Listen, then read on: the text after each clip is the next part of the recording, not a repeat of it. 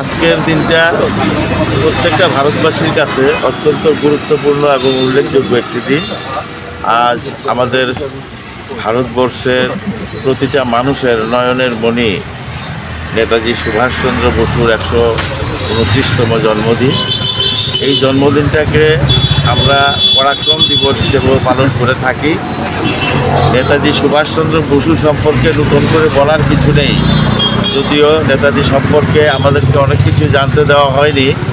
আমাদের প্রধানমন্ত্রী নরেন্দ্র মোদীজি ক্ষমতায় বসার পর, আমাদের সরকার ক্ষমতায় বসার পর নেতাজি সুভাষচন্দ্র বসুকে ভারতবর্ষের প্রথম প্রধানমন্ত্রী হিসেবে স্বীকৃতি দেওয়া হয় এবং নেতাজির যে দেশপ্রেম, নেতাজির মানুষের প্রতি যে ভালোবাসা এবং পরাধীনতার বিপক্ষে নেতাজির যে সংগ্রাম, সেই সংগ্রাম চিরস্মরণীয় হয়ে থাকবে শুধু ভারতবর্ষের ইতিহাসে নয়, বিশ্বের ইতিহাসে।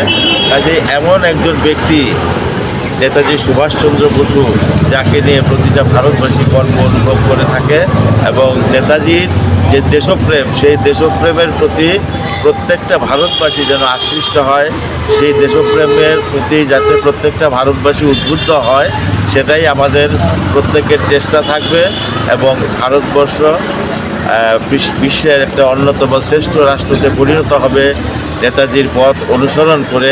এটা আমরা সবাই আশা করি। সবাইকে ধন্যবাদ।